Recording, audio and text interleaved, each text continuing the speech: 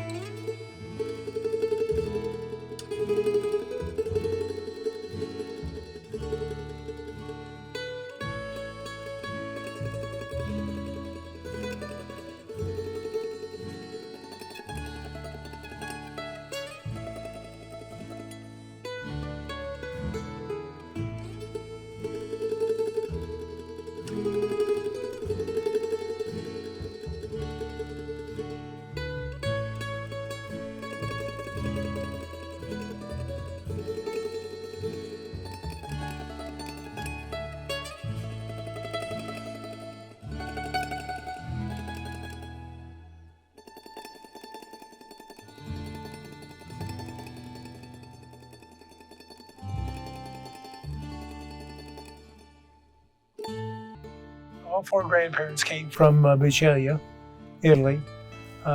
We don't know that they knew each other back then. Bisceglie, Italy at that time, and even today, is not necessarily known for being a wealthy part of Italy. If you looked at Italy at the time, in Bisceglie, Italy, if someone was to look at the boot of Italy, it's on the Adriatic, approximately around the ankle. And if you looked at the economics of Italy back then, and this was in the late 1800s, early 1900s, even down to World War I, the economics of Italy, the northern Italy was more wealthier than the southern Italy. And Bisceglie was a very poor part of the country. They were very poor. The people lived off the land, probably worked for the other landowners, and people left Italy to come to America for a better life. And all four of my grandparents did that. They came to the United States for a better way of life. Biscaya sits amongst the small towns within the Puglia region, and that Puglia region is known for its agriculture. Right. And so back then they're farming a lot of the same things they came when they immigrated here: olives, figs, grapes, things of that sort. So that's all they had to lean on, and they were basically, as I remember, workers within those farms.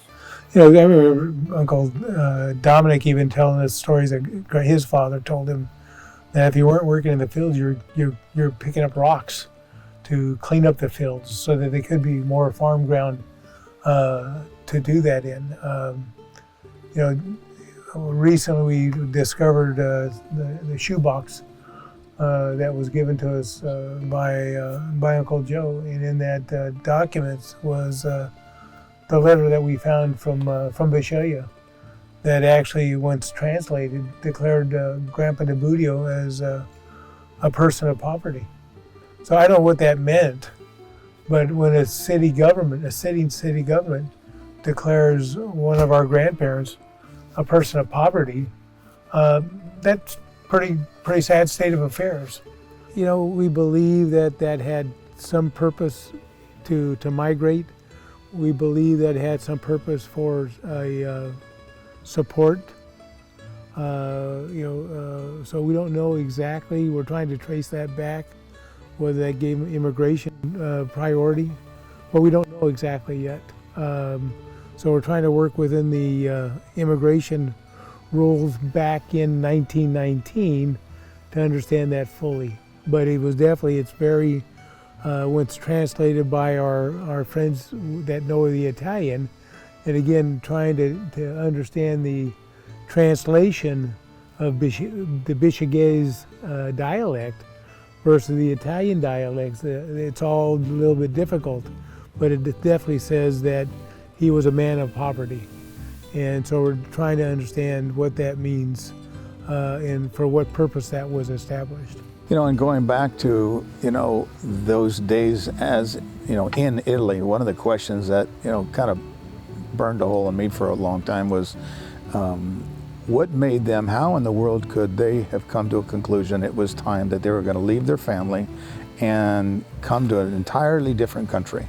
Then my mind wouldn't stop there. Then I thought, well, how did those other Italians that are left behind in Italy, how did they view that?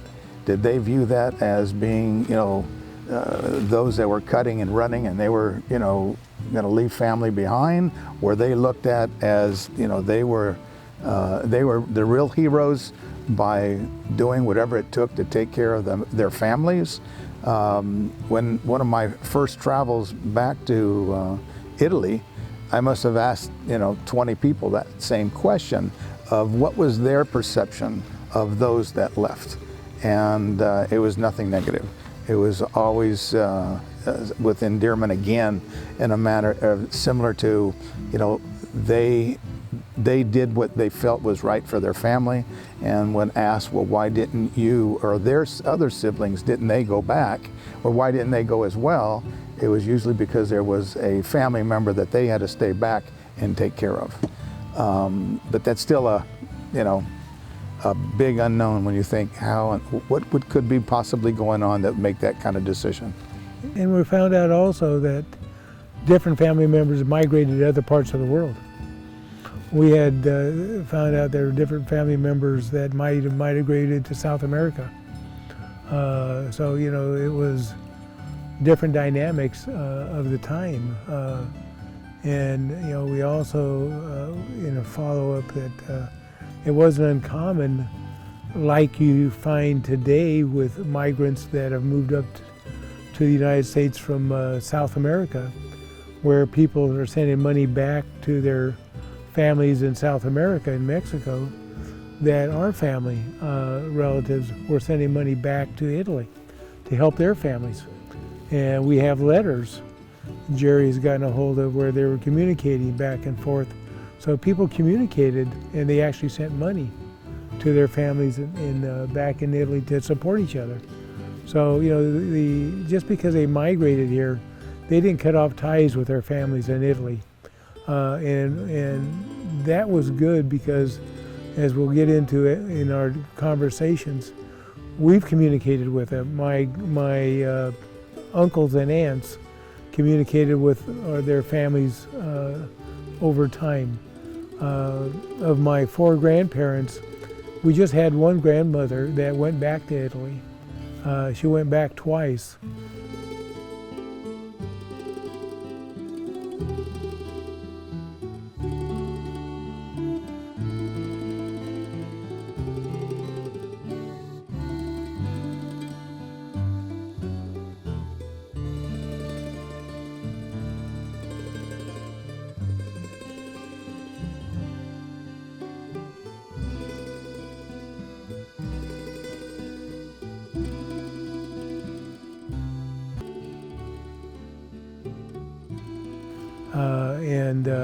She enjoyed it. If she could, and her health would have prevailed, she probably would have gone back more.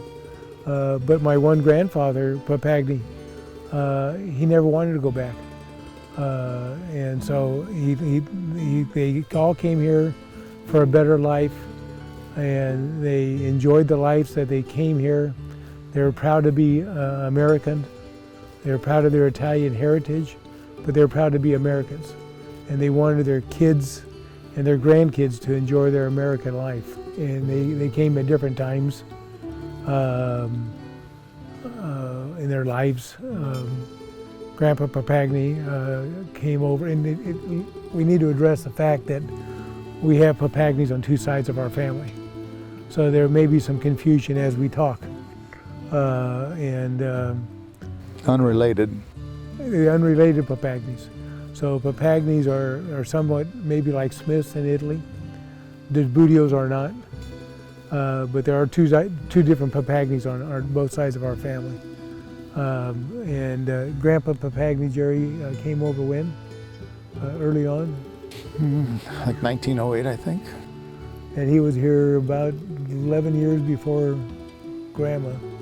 No, Grandma came not that many years thereafter, but then the DiBuduo side came in about 1920. Okay. So Grandpa Papagni came over first of all the grandparents. Came to work here first, and he worked in the sawmills. Up toward Shaver. So he did that, and then worked in the. Then went into farm labor with the Popolo family. So he was in the olive oil business, which all Italians got to be connected somehow to olive and grapes and figs. And so Grandpa was a farm laborer. And then he was tired of being a bachelor, and he sent back to Italy to find a wife. And this family, the Angarano family, which was, again, a poor family, were looking for a woman who wanted to come to the United States. So my grandma Papagni, which was an Angarano, agreed to come to the United States as a prearranged wedding, prearranged wife. And so it's not just any one ethnic nationality. We think of certain ethnics, but my grandma Papagni came over on a boat to meet a man that she never knew to be his wife. And what was interesting is that what we've learned is that while most or many had come through Ellis Island, for whatever reason, for whatever decision was made, she and a couple of her cousins came to Boston, which isn't in itself totally unusual. I mean, Boston was one of the main ports, but what was unusual is the other family that came with her became ill, and so they had to, in a sense similar to these times, had to be quarantined. And so this big decision to come into the United States wasn't big enough, that then she ended up getting on a train by herself to go to Sacramento. And as I understand it, from my uncle, is that, and all they did is simply put a sign saying Fresno around her neck, and So that way somebody, I guess, would pick her, who picked her up in Sacramento to bring her to Fresno. Well, yeah, we got her on a train from Sacramento to Fresno. Yeah. Constant examples of fearless. Yeah, this is a young woman who had never been anywhere out of Bisceglie, traveled across the world to get on a train to come to Fresno. They actually got married very soon after she arrived, so that deal was made, evidently. And yeah. Well, they got married, lived in what was eventually developed as Little Italy, the Italian community of West Fresno, where most of the Italians all lived. My DiBuduo family, grandparents lived in that same area, and that's where all the Italians lived. It was a community where it was safe. My parents raised us in that area for a while, and it was within the area, within St. Alphonsus, Mount Carmel Catholic Grammar School and Church. Everybody was lived in that area. You know, it's the area that Jerry remembers the garden. Grandpa had a cellar that Jerry remembers vividly as well. Grandpa had an olive tree he cured the olives on. Grandma made her pizza and raviolis. We had all of our holidays there. We could walk to the neighbors. We could walk to downtown. Brigetti's Ice Company was there. This was an area that everybody felt safe in. So it was. And the cellar Nat's talking about was like a convenience store, you know, down. I don't know what it was, probably 8 feet. It wasn't very deep. But I mean, you know, all the canned goods and canned olives and wine and anything else that would stay for any length of time, that was their source of. Yeah, Jerry mentions a wine. Both grandparents made homemade wine. You know, we don't know how much wine, but it seemed like a lot of wine at the time. You know, during Prohibition. It was multiple barrels. Huh? I remember multiple barrels. Well, yeah, we were limited officially to 200 gallons, but I remember you had uncles, so each family was allowed 200 gallons. So, but it was a festive thing. Everyone brought grapes, they crushed them. I don't remember crushing them with their feet, you know, with that whole day. Grandpa had the hand crusher and the press, and Dad was there. They'd bring the grapes in off the ranch. But it was a festive time, just like making the sauce, the tomato sauce. The winemaking time was a festive time, and it was a family affair. As kids, we were there just to be part of, stay out of their way. But it was a festive time that everybody did, and all the Italian families did that. And you know, that eventually was a tradition that came over with them from Italy. They homemade wine, but it was a tradition that our family, as farmers, eventually grew into because our family grew the grapes that we eventually sold and shipped back to New York for the Italian homemakers, and we'll get into that in time here. But you know, homemade wine is an Italian tradition that is part of what is just so personal to us. I mean, when I went to college, that was part of my education, was winemaking, and I can't say I made good wine, but it was part of what was in our blood from Grandma and Grandpa, or Grandpa anyway, and Dad, and just goes on through today. But that winemaking that was in that cellar, I think, you know, Jerry, you know, we tasted the wine. And we drank it with what, 7 Up?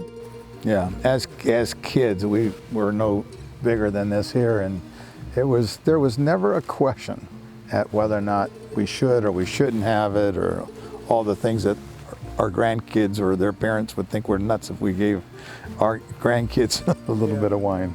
But what's interesting is that still goes on. On one of the visits, we were in Italy just a couple years ago, and we were all having a little limoncello.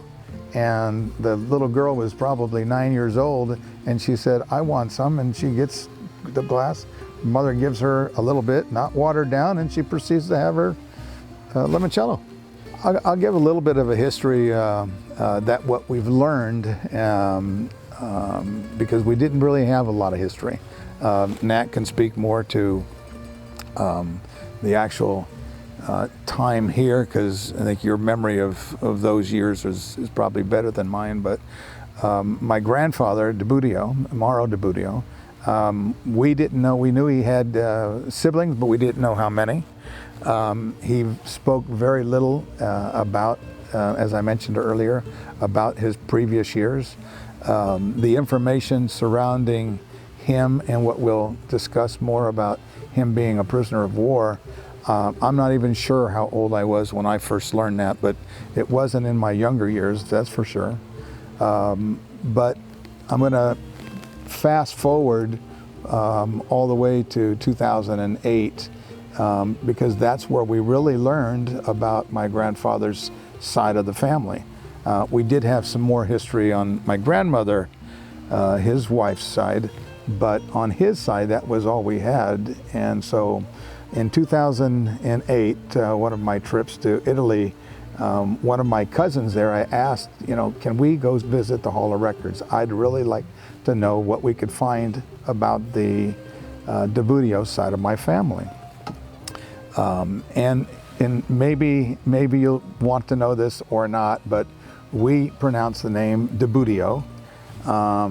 There's the only other DiBuduo in the insurance business pronounces it DiBuduo, and the correct pronunciation in Italy is DiBuduo. But for this conversation, it's DiBuduo. But nonetheless, so my cousin took us to the Hall of Records there in Bisceglie, and the room, the whole building cannot be a 12 by 12.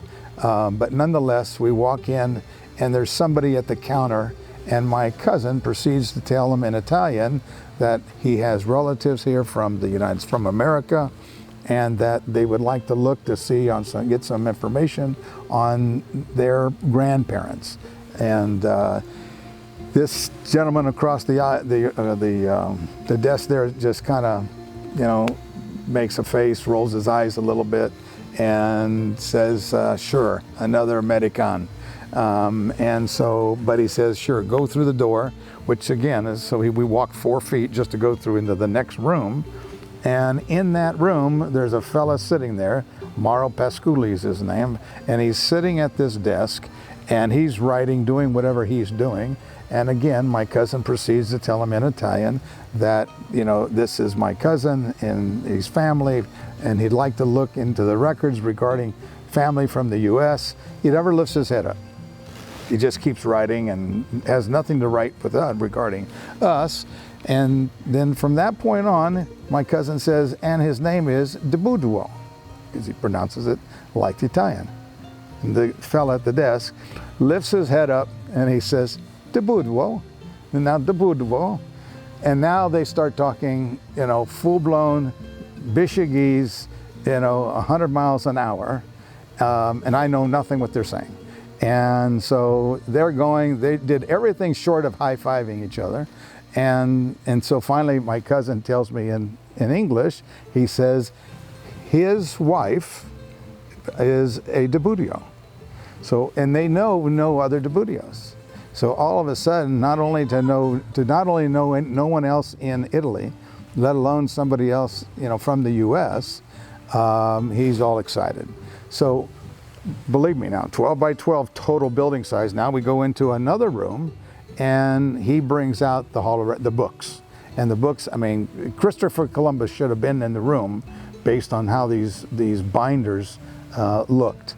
And anyhow, and he connects the dots very quickly because we had information regarding age and birth dates and things of that sort. And sure enough, we find out there and then that his wife's grandfather was my grandfather's brother. So we, all go a little bit crazy, and he shares some additional information there while we're there. And then, and his real dramatic, aspetta, he said. He tells him in Italian again. He says he's going to go and he's going to go do his homework, and he says, you're going to come to my house tonight. You're going to meet my family, and I'm going to have information for you. And so through that is how we ended up finding out that my grandfather, who his siblings were, and we went from knowing nothing going back all the way till 1795, of which we'll share that information with you later. But other than that family now, which we've gone back again since then, and we've had further communications, they're still the only other family that we have had those kinds of conversations with, because the distance does make it difficult. But anyway, so he comes to America via or after the war, and you'll take it from there. Well, yeah, I think what he's just told you, though, has been real exciting for us to know, because we really had no connection. We knew nothing about the DiBuduo side of the family whatsoever. So all of a sudden now we've got a connection, and so that's just been exciting to know. But then we'll go back now to what we know about Grandpa DiBuduo previous to that, just the man. And it goes back to this shoebox we found the other day that had the letter in it from Bisceglie talking about him being poor. So we had heard previously that Grandpa DiBuduo had been in World War I and trying to find out more about it. And then all of a sudden we get this phone call from my uncle that regretfully, well, thankfully, we got the shoebox just before he passed away. And Uncle Joe calls me up. He says, hey, we got the shoebox. It's all in Italian. Can you get it translated? Because he didn't know what it meant. And so we picked it up, and Michael Giovanetti and our friend of Italian bunch gets it all translated. And it's got these letters from the Cella prisoner of war camp, which we've come to find out that's the same Cella prisoner of war camp in Germany that in World War II ended up killing thousands of Jewish people. And my grandfather was a prisoner of war in that camp in World War I. And luckily he lived through it. Not only he lived through it, but he got an award, an acknowledgement. He got his first grade education while he was a prisoner of war. There's a letter there from his commanding officer asking the commander of the prisoner of war camp to allow my grandfather to stay with him until he died, because he had so much respect for my grandfather that his commander wanted him to stay with him and be with him. He was discharged from the prisoner of war camp in, I think it was 1919. Went back to Italy, was discharged from the military. We got his discharge papers from the Italian military. Got married to Grandma Before he left? before he left Italy. So they got married in Italy in 1920 and boarded a boat halfway around the world and came back. So he was given an honor from the Italian military for his bravery. So man we didn't know. Seems to be a pretty well-respected man in the military. It must have been pretty humble, because all we knew is that he was in World War I, and I guess we had heard somewhere along the line that he was a prisoner of war, Yeah. period. That was the extent of it. We knew the man as a grandpa, but we got to know him 100 years later as a pretty respected man in the military and for what he did during the war.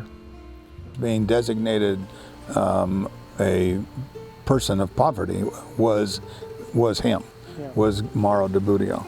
And so that was obviously what drove him here. My guess is, based on what we have learned, plus having a little bit of history involving the Puglia farming region, and also his brother-in-law, my grandmother's brother, Demetrio Papagni. He had already came in 1908, and then they came in 1920.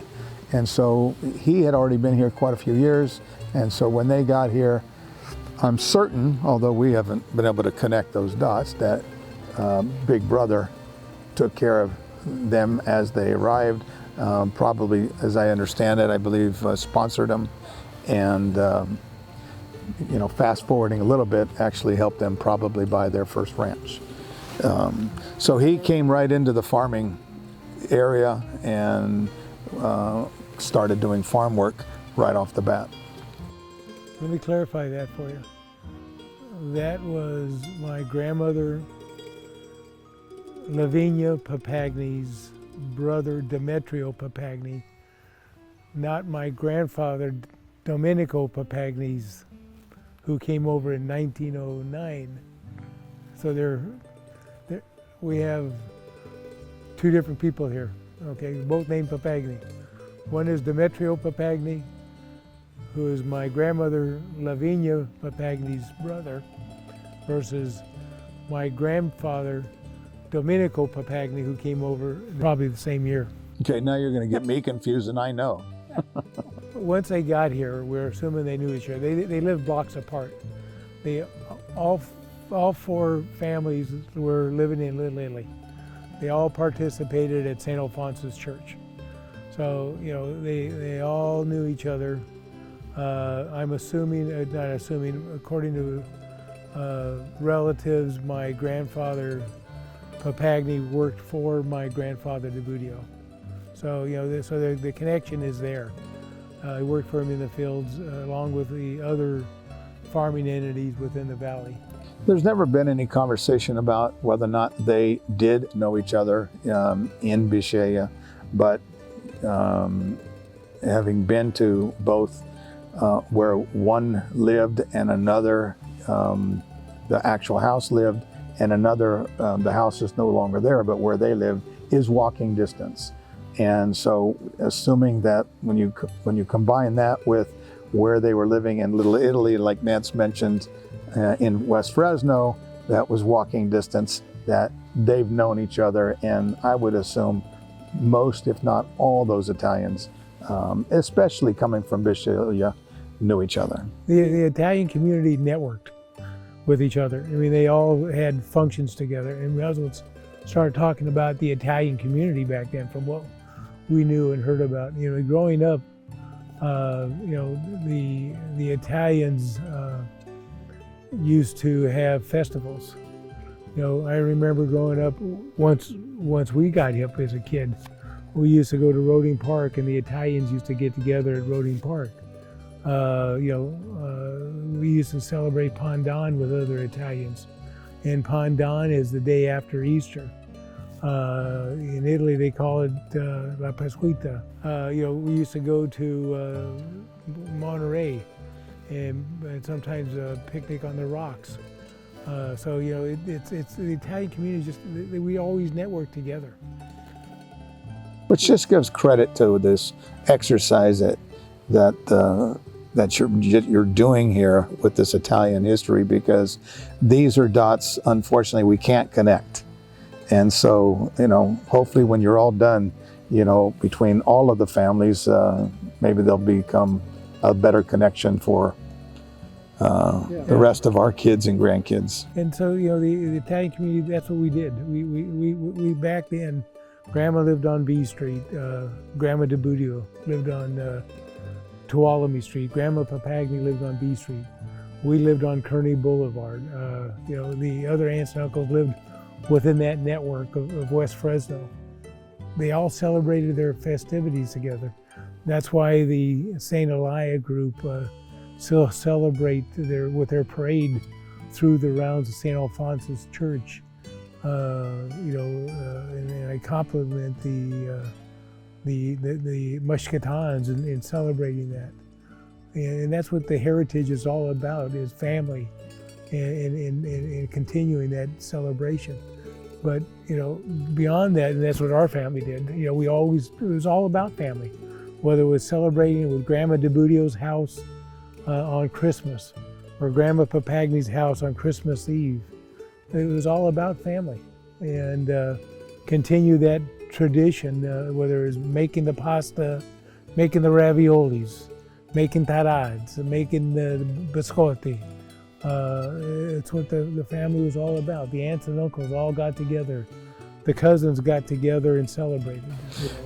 Another thing with regards to the mirror image of what Fresno represents and how it aligns with Biscaya is to visit the Biscaya Cemetery.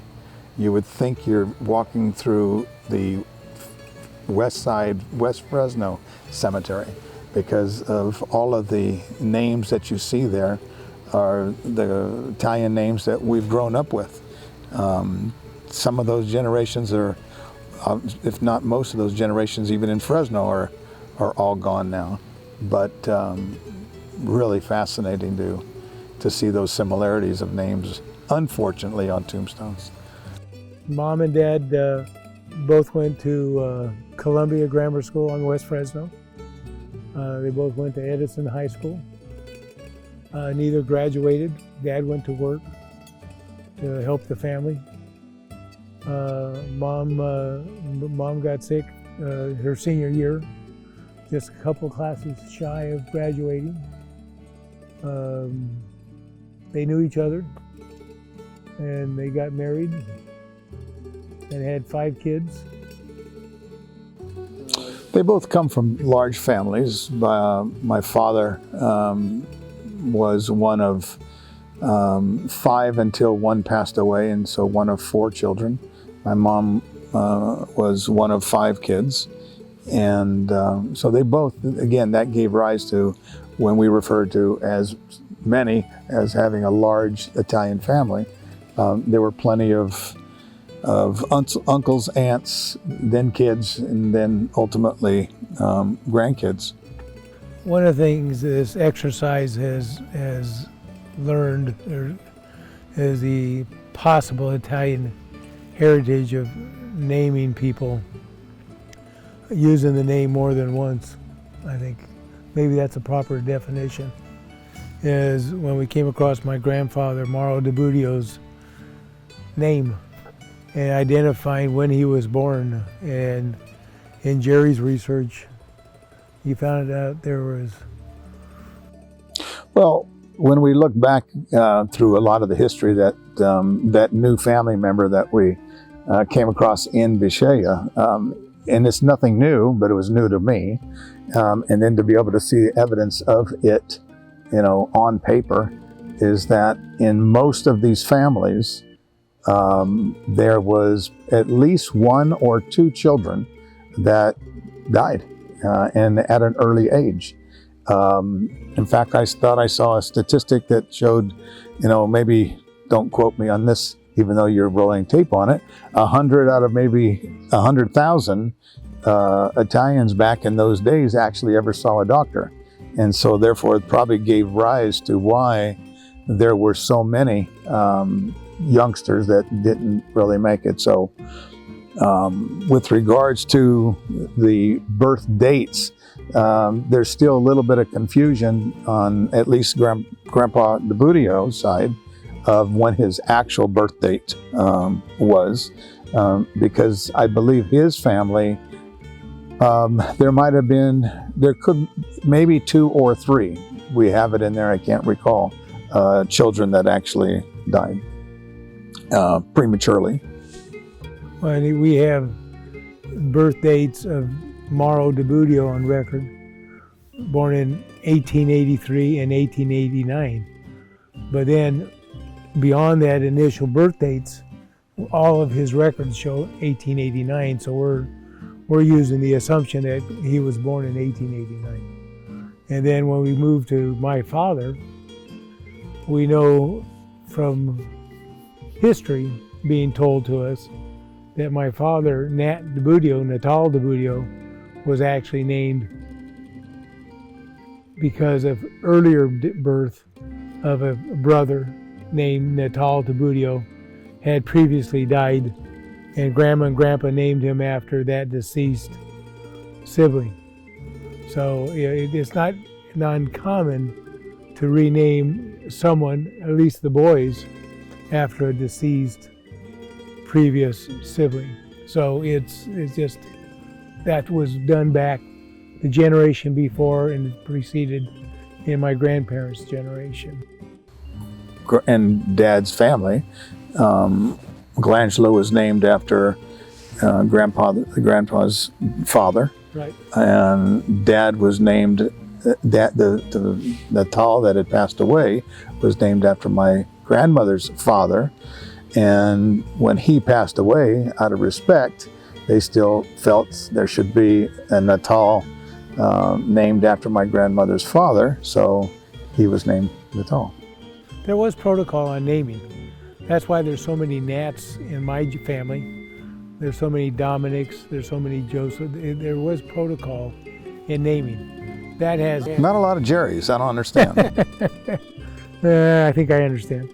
But that has since has broken. There's a lot of traditions have broken in some of those traditions. One of those traditions that have broken, we saw, was back a long time ago, Italians married Italians.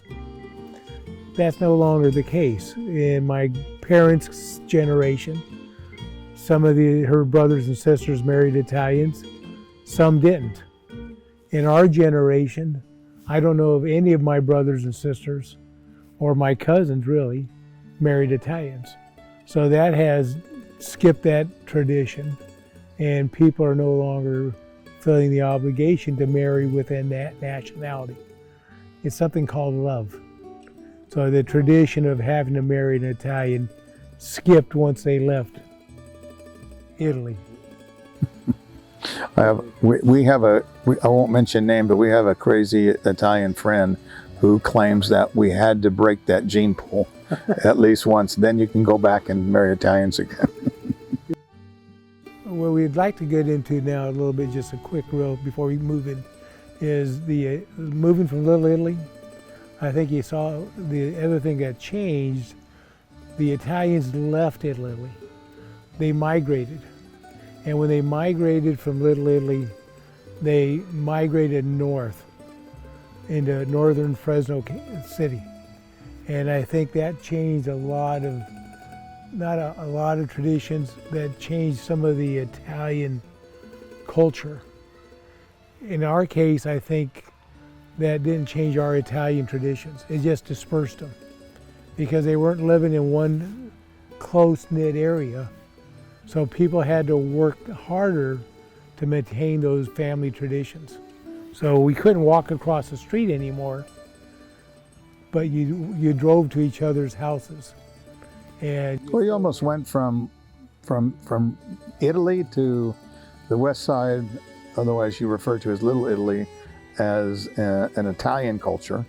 And then when most of them moved, we became our family tradition and culture. That's a good way of putting it. That's a good way of putting it. Even though there was many similarities amongst all the families, but because we were spread out over a larger portion of Fresno. People left from West Fresno to what was now McLean High School or Manchester Center.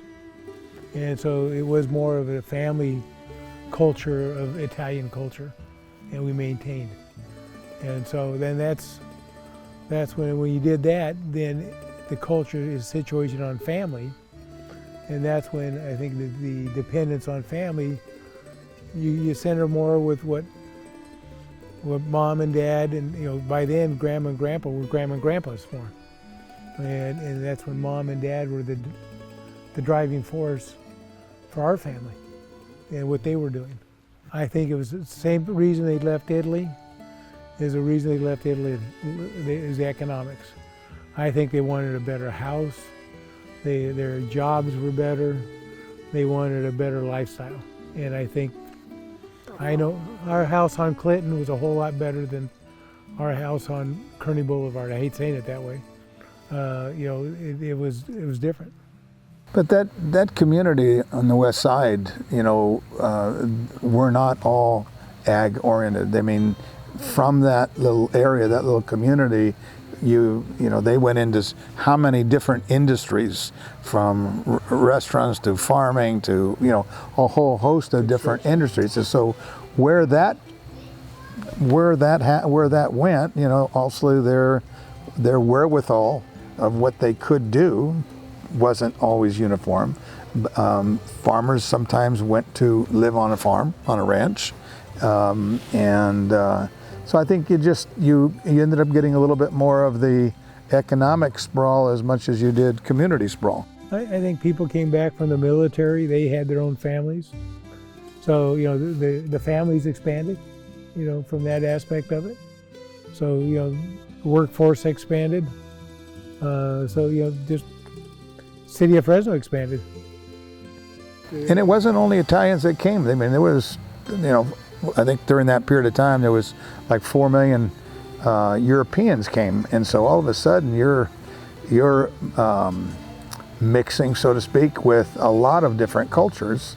And but it was interesting, like Ned had said earlier, though, when it all came right down to an event, an organization, or whatever, it's still, the Italians seem to, for the most part, stick together. Probably to a fault, but they did. Well, one thing interesting that goes back, during the wartime, and how that combined during the early ag years of my grandparents and my parents, that when Japanese bombed Pearl Harbor, and they basically interned all of the local Japanese. The neighboring ranch to my grandparents, my father and my grandfather and uncle's ranch, was a fellow by the name of, or his family, Harry Kubo. And I'd love to tell you I've heard this story from my grandparents or my dad, but the first time I really heard the story was from Harry Kubo. And it was almost with tears in his eyes, and almost causing, me to have tears in my eyes with the level of respect and love that he had for our family, which I had nothing to do with, obviously, with our family doing such a gracious thing for his family. And that was when they were, in turn, they were my grandparents and my dad and uncle took care of their ranch during that time, maintained it. I actually don't know if there was any financial benefit one way or another, but it didn't matter to Harry when he told the story. He was more, emphatic about saying how gracious they were to take care of it for them. And upon their return, then we're given the ranch back, and they were able to move on and continue to farm. And his words, he said, he cannot live long enough to be more thankful for what our family did for his family. They were neighboring property owners in Sanger. Let's talk about Mom and Dad. It's kind of hard for me to talk about Mom and not talk about religion somewhat, because Mom and the Catholic faith was paramount to her. And she was all about her faith and going to church. And when we were living at St. Alphonsus, she took care of the priests. She cooked meals for the priests. We had the priests over for the house. She took care of the rectory. And so there was a close tie there. Mom was so strong in her religion that she actually didn't go to her first brother's wedding because he married a non-Catholic. And so, that was such a strong belief in the church, and you don't do those kinds of things. And we were strong in the Catholic Church for a long time, Jerry, I would say, and even Dad up until the time, I would say, till the Catholic Church got involved in politics and the Great Boycott. And that sort of pushed Dad over the edge and pushed us away. And a lot of us went non-denominational at that point in time. If you look at us today, you know, I baptized all my kids Catholic. We're practicing Christian faith. My wife is a Christian. We got married by a Catholic priest in a Presbyterian church. So, you know, Mom came to the wedding, and you know, God bless her. So, but she was raised a Catholic, and she was a very practicing. That was a very part of her faith and her belief. Great matriarch for our family. She kept our family together. She took care of us kids. Great cook. Just great mother. Dear to our hearts. And she worked with us on the ranch. And we'll talk about you know, the packing house in Sanger, and just kept the family together. And Dad was the workhorse, and Mom was always there taking care of us. I'm actually surprised that you have such close feelings about her, since I was always her favorite. Yeah. Yeah, she named you after the doctor. There were 5 of us. Yeah, there were 5 of us. I have 2 older sisters, Laverne and Patty. They were great siblings to lead us, and they were probably closer to the grandparents because they were closer in age with them in most of the activities. And then we have a younger sister, Michelle. So the age, I think, between Michelle and Laverne is 12 years. So there's 5 of us all together. Talking about Dad and his history, you know, Dad left high school early to join his grandpa with working out on the ranch with DiBuduo and Sons. And you know, Uncle Angelo, I believe, at that time probably was working with the family too, until he got called, he got drafted in the war. But that's when DiBuduo and Sons was working in the ranch in Sanger out on California Avenue, and they worked together and had the Valley Pride label, if I remember right. And Dad worked with Grandpa and working on the ranch and with the company. And then after that, they just developed the business and worked together as a family. In the meantime, Dad and Uncle Angelo had developed the trucking company, and they hauled produce up to San Francisco and did that for a while. And then Dad started the Fresno Produce Company. And you know, with that strong work ethic that Dad always had, Dad was always a hard worker. We always remember stories of him, you know, lifting the sweat boxes, and you know, those were, you know, strong. Besides that, and eating a whole pie. And these sweat boxes, which is a little bit interesting, is in a lot of people's families, you'll hear stories about them talking about walking miles on end through the snow to go to the school or store or whatever. Our stories were lifting these sweat boxes. These sweat boxes that Nat's referring to were probably 100 pounds? Had to be 100 pounds that they would do all day long and lift from the ground level all the way up. It had to be 8 feet to a truck. So Dad left the Fresno Produce and left Grandpa and Uncle Angelo and went to work for his uncle Demetrio Papagni, his mother's uncle, his mother's brother, and cousin Angelo Papagni at D. Papagni Fruit Company. And I don't know what year that was, but I remember us moving out to the ranch out there on Copper and Maple. I believe that, Jerry, might have been 1962. And Dad stayed with them until he retired. and formed, DP Farms, the partnership with Angelo. And then once we got out of school, both Jerry and I went to work there. And you could tell a little bit about the history of what that whole farming entity was and how we worked with them.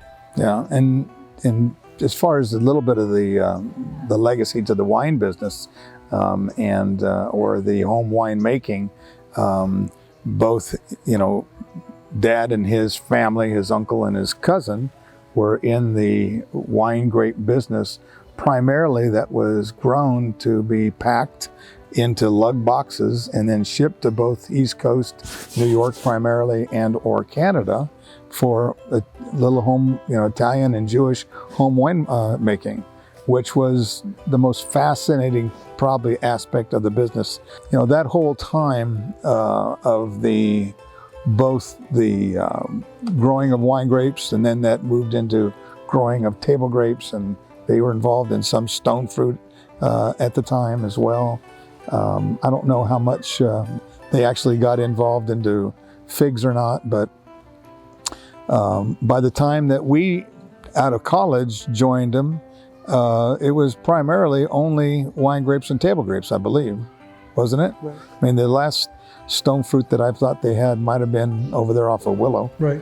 But it was just his work ethics was unparalleled.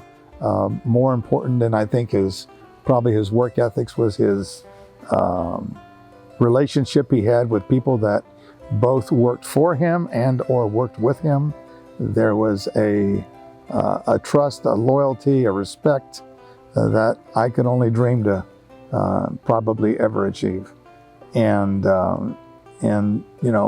maybe at times even to a fault, and maybe at times even taken advantage of, but nonetheless, he never second guessed any decision he made that may not have been in his best interest, and instead maybe somebody else's. And when Nat joined first, obviously, because he's older, out of college, and speaking on my own behalf, I was certain that, I was a rebel at the time, and I wasn't going to follow in the same footsteps. I wasn't going to go work there. I was going to do something else, and it took one conversation to sway me that was in my best interest. And as it turned out, I only worked there for 10 years before I went into business for myself, but it was the best 10 years of my life. I was trained by the best, by both my father and his cousin at the time. And you weren't so bad as a mentor either. Well, gee, thanks. I think throwing me under the bus. We talk about Dad's ethics, but I think we also got to talk about his knowledge.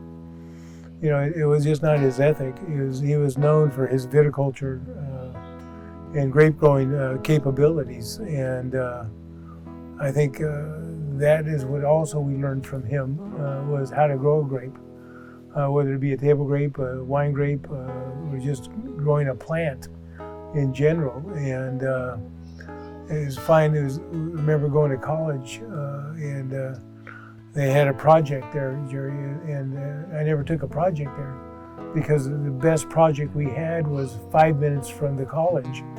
And Dad said, why go to the college and learn to grow?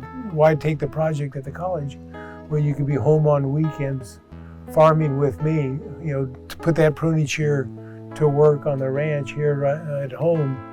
And that's what I did. And that's what you did as well. It was on-the-job training with Dad in the fields right there at Copper and Maple.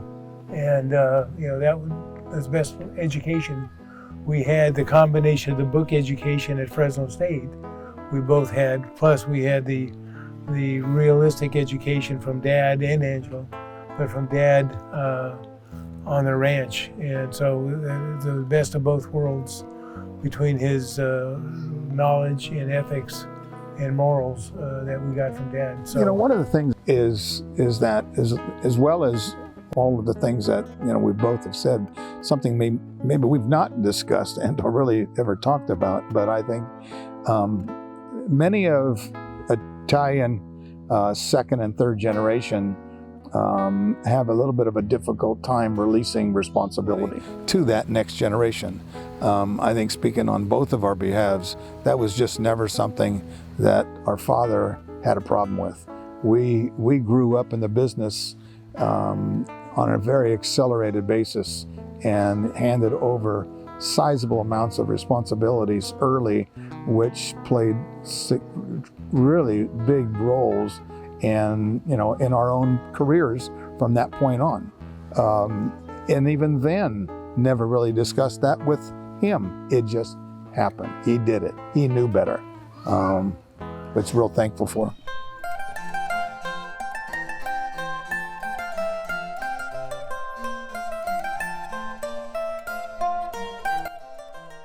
Our family comes from a long history of agriculture.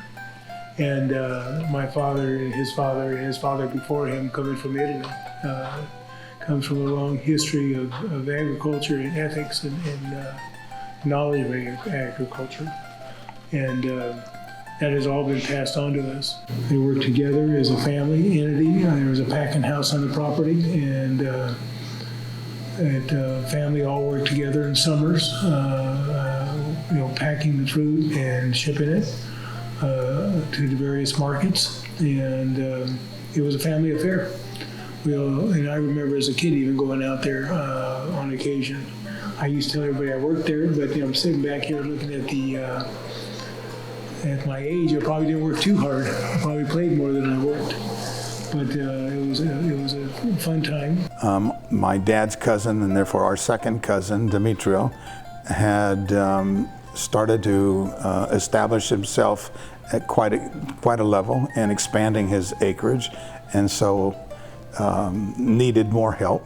And so I, at that time, kind of recruited my father to come and help him and his son with his farming, which was at that time and continues to this day be called Papagni Fruit Company. Exactly.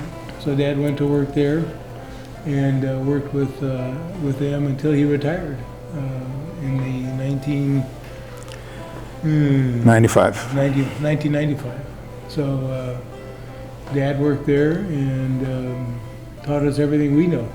And so it was a great experience, a good time for Dad during those years with his cousin, and he formed DP Farms, where he accumulated property, vineyards, in Fresno and Madera counties. And as we said before, is that following Nat going to school and getting his education, his degree, and mine doing the same, then we both kind of followed suit and went to work for our father and cousin at Papagni Fruit Company. Nat and I probably left within a year's time of each other, and when going off on a personal level, when going and starting a new business, found myself, as I'm sure Nat did in his endeavors, and leaning on not only those experiences that we had garnered in the last 10 years, but also those of my fathers and grandfathers. And it's quite a reputation to have to try to live up to. Well, our father gave us the education that his knowledge that he had, the very well respected viticulturist that he had, knowledge of growing grapes, wine grapes, table grapes, very well respected in the industry. I went to college with a degree in viticulture and enology, but constantly reminded that the best education besides the book knowledge was to come back to the ranch and learn from him. And so I got that education from my father and learned it very well. He was very well good educator. I learned Vince Petrucci way, but it couldn't be the Nat DiBuduo Senior way.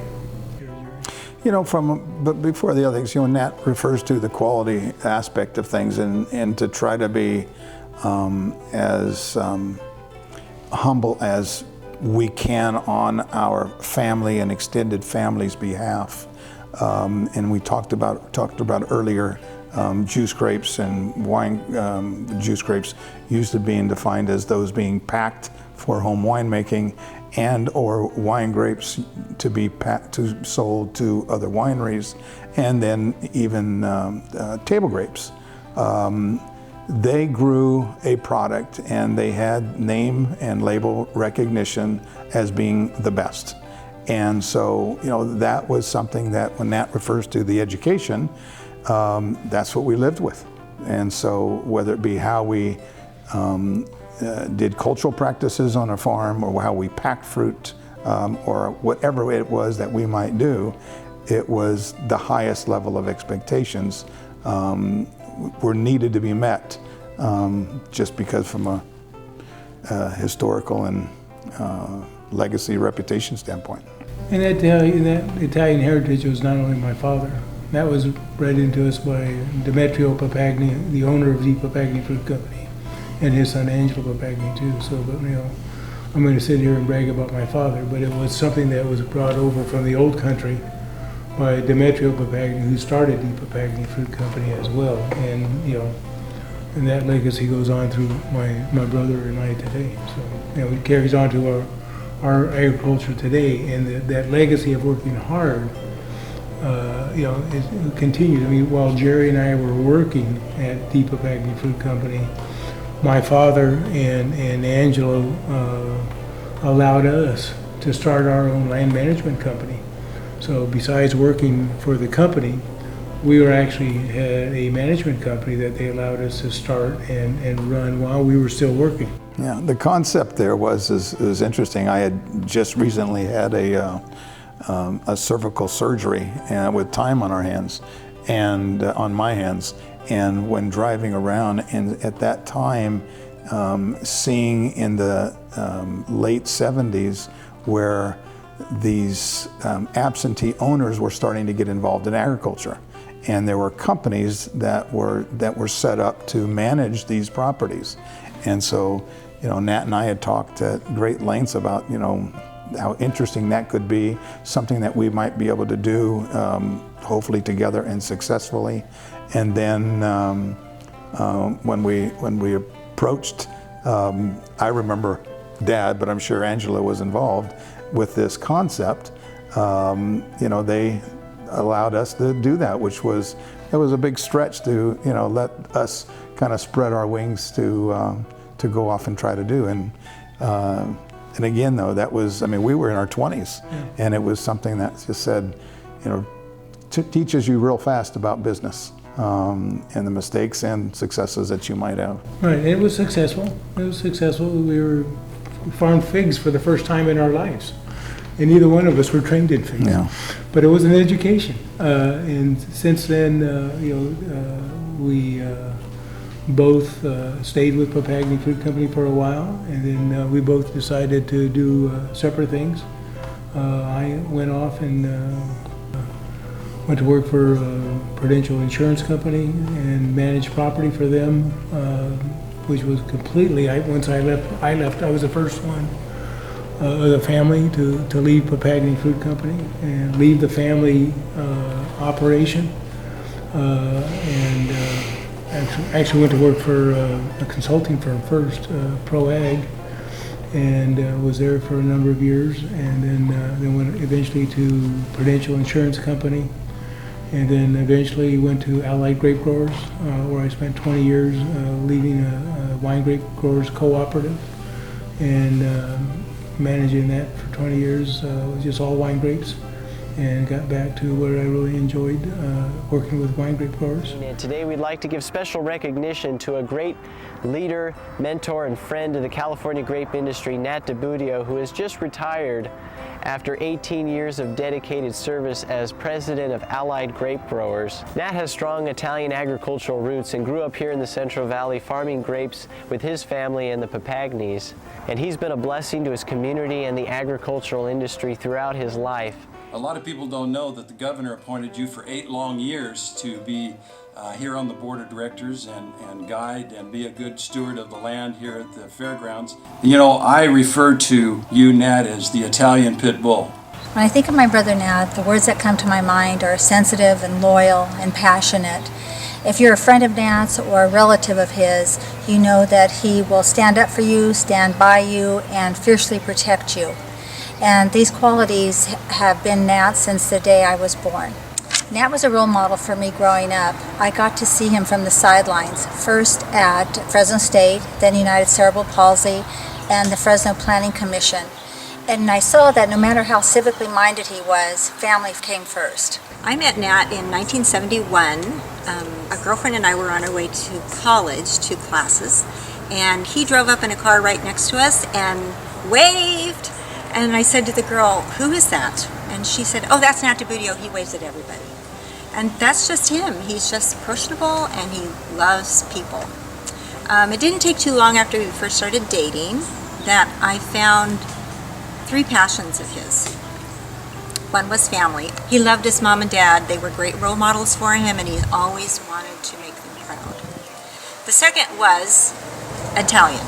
He was so proud of his Italian heritage from his grandparents and being from Italy. That was just something so special to him. And the third is his love of agriculture and the community. And that has obviously been talked about and displayed in so many of the different things he's been involved in. So yes, he loves family, but his pride and joy are his children. We have Nicole, Marcus, and Annalise. And over the years, this love of family has also extended to friends and professional relationships too. If you were a friend of Nat, he treated you as if you were his flesh and blood. There isn't anything he wouldn't do for you. Nat just treasures relationships and the people treasure him back. Throughout Nat's life, I think his heart's desire would have been to own land. He would have planted a vineyard, and that's I think what he's missed all these years. But throughout all of his professional career, he has treated every person that he's worked with as if their land was his. Every contract he negotiated for Allied grape growers, everything he did, he knew exactly, he values land so much that he knew exactly how much effort and resources it took to grow those grapes all year round. And he knew he better get the best possible price he could for them because that's their livelihood. It was as if it was his. He rejoiced with them and he commiserated with them because he just values the land and the relationship so much. Family may be Nat's real passion, but agriculture and community really run a close second. And then after that, I think Dad left prior to your departure, and that was a struggle. That was a struggle for Dad to do. Yeah, and I decided that I was going to take the concept of the management business on the road and try to grow it to a full-scale business as opposed to a part-time as Nat and I were doing. And in all of my infinite wisdom, because a lot of it was based on absentee owners, and as of the date that I decided to go into business for myself, they changed the law and removed the tax benefit for absentee owners, so I had no clients. But nonetheless, we were able to get by for a few more months and have been doing that up and down the valley now for the last 35 years. So, and again, constantly leaning on those same experiences that we were born and raised with. The real benefit, the full circle benefit is that by the end of my father's career, after he had, for the most part, retired, to have him be available to assist me in as much time as he wanted to spend or not. It had all the benefits that you could possibly imagine, and never had the second guessing that some would think is that you ought to be doing it this way or you ought to be doing it this way. Just it was never that kind of relationship. He wouldn't allow it. So, but that was to this day, many times as I'm driving home from down south, I go to pick up the phone and to call him like I used to, and he's not there. But it's a great memory. We have Demetrio Papagni, still involved in farming. We have my cousin Mo DiBuduo is still involved in farming, and Jerry has a son involved in farming. So the legacy continues, and so I think it's in our blood. You know, I have retired actively from the ag industry, but I'm involved in real estate of selling ag properties. So it's in, once it's in your blood, it's always in your blood.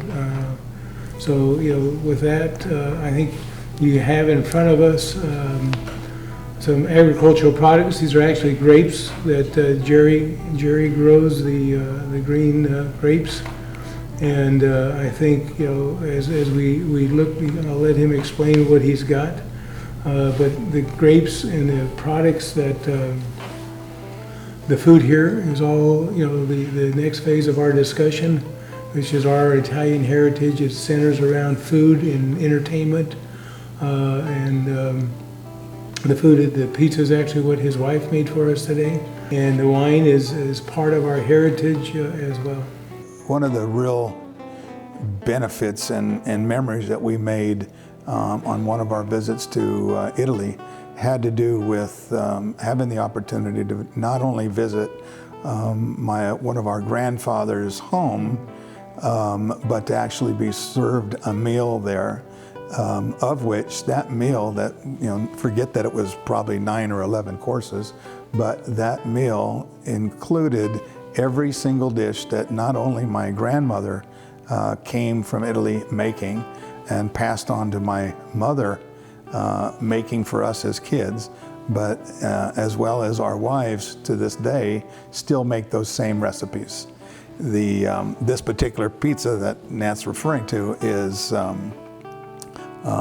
one of my grandmother's that my wife made as well. But from the standpoint of food, you know, referencing that, those recipes and those skills that my mother really honed in on from my grandmother had been passed on to her entire family, including her daughter-in-laws. But her daughters and our sisters have really become, over the years, tremendous chefs.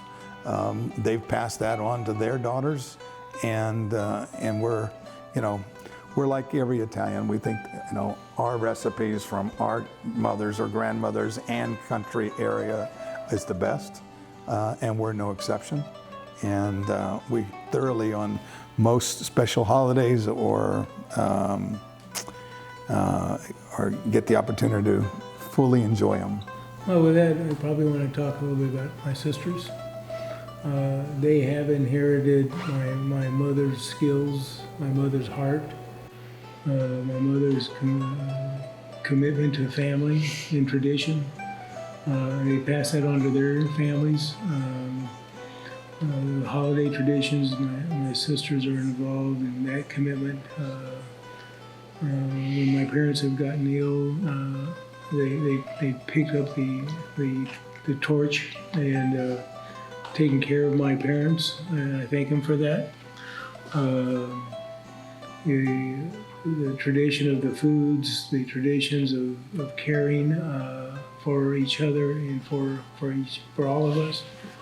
I thank them for that. They've always been there for family. You know, from Laverne, my oldest sister, to Patty, who's right there, right behind her within the year, I believe, or 13 months. I don't know how, you know, good Catholic family from that tradition. And my youngest sister, Michelle, who came, you know, some 12 years later, the baby of the family. I've always been there to support all of us, and we support them. It's a good family of 5, and we're all in this together. And I've been there for my mom and dad, and my mom and dad loved all of us together. If I recall, Jerry, it was probably in 1962 when Uncle Dominic first went back to Italy. And then sometime after probably 1970, before Grandma Papagni made her first trip back, the first and the only grandparent that ever went back to Italy.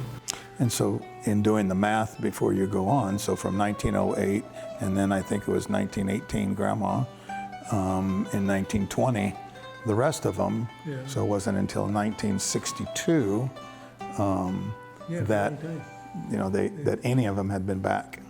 So no one had been back. They'd communicated via mail, but no one had ever gone back. So then they started going back and on a more regular basis. And then our kids, your kids and my children went back. But from 62 till probably 80, our parents, our uncles, our aunts, they had started to then go back and visit them. And I think we even had one visit in that period of time, I'm not sure when, of one of the family members, families came here. And in fact, one of them brought a child, Claudio, who is now living here. But they came out for a visit. We've had other family members from the other side of the family. Mauricio came out and visited because I took him to Disneyland because I remember taking him down there with Rosemary. So that would have been in the 70s probably. Yeah. So there was an exchange of visits from families back and forth. My children, your children went to Italy. And so there was an exchange of visits back and forth, and then you went back to Italy, and I think there's been some good communications between the Italian families and our families out here in Fresno, and to the point where there's been good communication. You went back and found family members that we'd ever had, and there's been a great connection between the Italian heritage of our families and our people and us here. And I think your kids have made good connections. What basically also transpired that my uncles, it was my mother's brothers were the ones who probably were going back the most. They're the ones who took Grandma with them, and I'm guessing was probably in the 70s sometime. And they just had a real interest in transferring that information and that closeness, that bond that they had to my generation, to us. They recognized and didn't want to see that drown out. So we started documenting a lot of the different things that were being given to us by them. We had decided we wanted to send our kids to Italy, and specifically to Bisceglie. And if you were to talk to them, they would say only the way, in a negative way they would put it, by the way, that I had them do a lot of homework prior to going. I insisted on they were probably going to take a binder with them. But what we did together with my uncle's information is they did what I would refer to as probably a first draft of a family tree. And so, you know, their job was to, if they were going to get to go, was going to go and find more information out. Well, they came back with a wealth of information, of which you'll see here shortly. Well, from that time till now,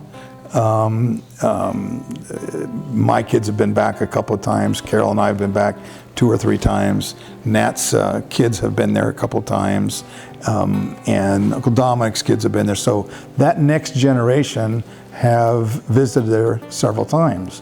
The reciprocal to that would be is that they, in return, and as Nat's mentioned, at least on, gosh, I lose track of families, but at least 2 of the 4 families from Italy have been here. And so we've been able to host them, as well as they've hosted many of us there in Italy. So that relationship is probably what excites me the most to do this conversation. It excites me to do most of the photos and different documents that we've collected to try to preserve that for my grandchildren and maybe even their grandchildren. Claudio's little story, which is our cousin 3 times removed, but he's our cousin from Italy. And so it was basically, it almost felt, because it's about 100 years ago, obviously. It's a full circle that now he has made that same big decision about leaving his family, getting all of the concerns stated to him by his father. We just had to, unfortunately, a year ago, live through his mother passing away and having to be here and away from that. But the good news about that is, with a lot of effort from Nat and making introductions to various people here, he's lives here, he's happy here, he's had another child here, and he's got a successful business.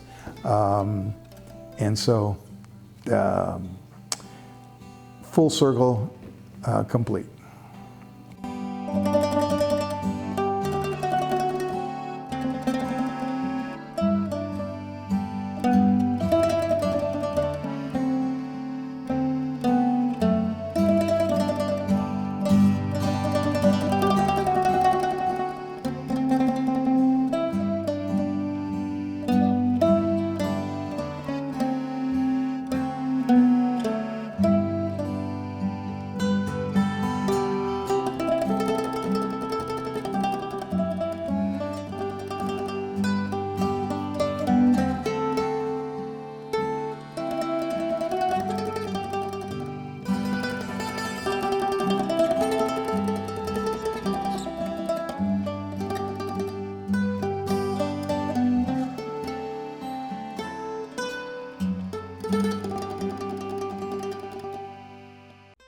Basically, what you're looking at from the standpoint of those documents that look like this, and there's one, this is like, first, second, and third generation family tree of information that was collected originally from my uncles and then from my children making inquiries in Italy upon their visits.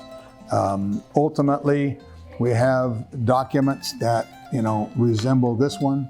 That is actually coming from the Bisceglie Hall of Records, which shows my grandfather's birth, his family's birth, his parents and his grandparents, and even the date of the time that they might have left, either died and or left for America. Dozens of documents involving their birth certificates and or their marriage license.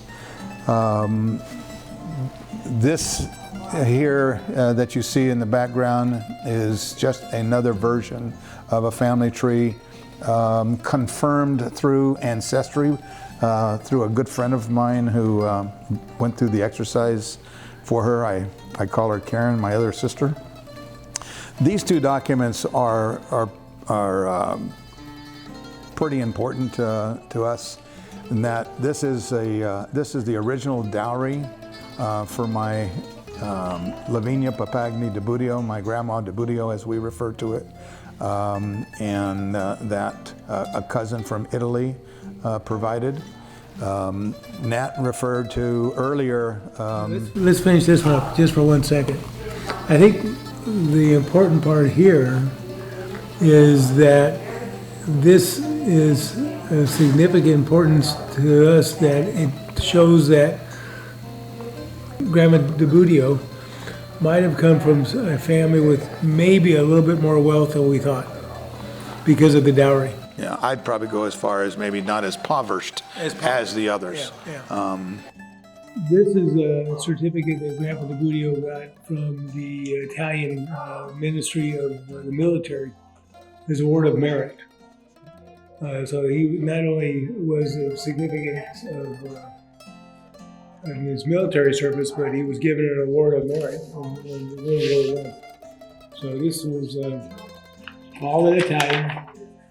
This is when he was in the concentration camp in Germany, and this is where he got his certificate of his education. This is a certificate from Bisceglie declaring his an economic status of being poor. The photo albums, we'd be here, for another few days just trying to show you and reminisce over a lot of the photos. But what's been fun and been interesting is, Nat's prompted a collective approach by a lot of family members to look back into their shoe boxes, so to speak, and see what there might be available. And we've got, it's fun to see photos of my parents and grandparents that have visited Italy. Our generation, like my wife and I who have visited Italy, the same with our kids that have visited Italy, those same Italian relatives that have visited here. So it's just been a fun opportunity to revisit a lot of that information. One of the fascinating things is that how they're referring to, if you would please send money. This is the Italians sending the letter to my grandma here, and the response of because things are not good, and the response back of that it's not so great here either. We're having a tough time too, and so it's like, wow, that was a dynamic of what was going on there. That may just seem like a picture, but it just depicts that Carol had never met anybody there. I had met only 2 or 3 people there, and they treated you and loved you instantly. When we got off of the plane and they picked us up, this is the matriarch who has since passed away. She hung on to Carol as if she was the strongest of long-lasting blood ever. And she just met her. But it all had to do with our mother in regards to that. They still have very little, but she took her Pride and Joy figurine out of her house and gave it to Carol as a gift because it's the least they could do for us, for coming all the way to visit them. Just amazing. Part of the narrative that Jerry and I talked about was Grandpa had this cellar downstairs where he had all the wine and the canned goods, and he had a little safe down there where he kept his money because he didn't trust the banks. Well, he also had a bunch of silver dollars, and we never got to the safe. Yeah, we never got to the safe. No, that's right.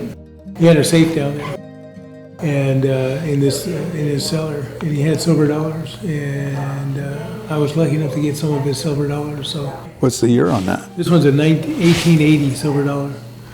So I've got 3 1880s and 1889, the year Grandpa DiBuduo was born, and a 1925 silver dollar.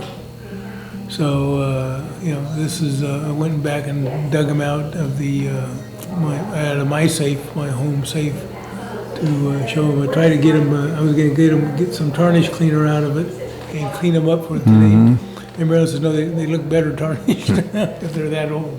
If you want history, it goes back all the way to our grandfather. How do you take a berry off a bunch of grapes? And so, as kids, kind of a comical thing that we've lived with our entire lives is that as kids, what we would do. I'm going to go like this, then you can correct me.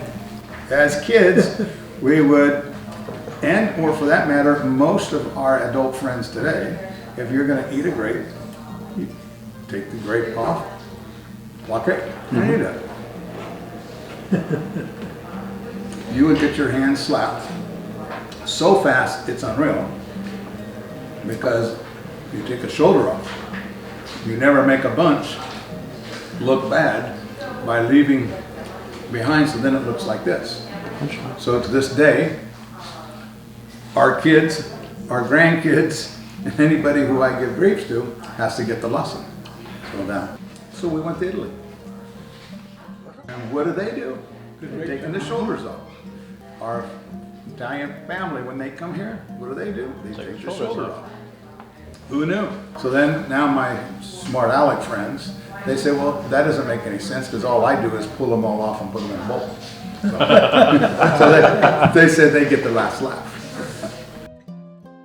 And that's a wrap.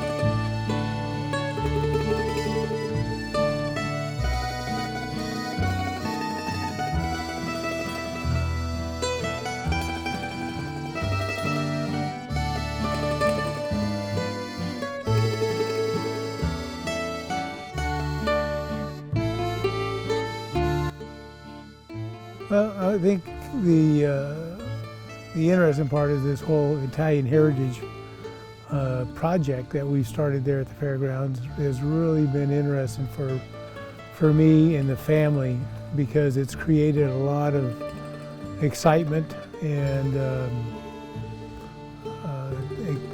just to find out more about our family, and it's expanded to know who we are and what we're all about.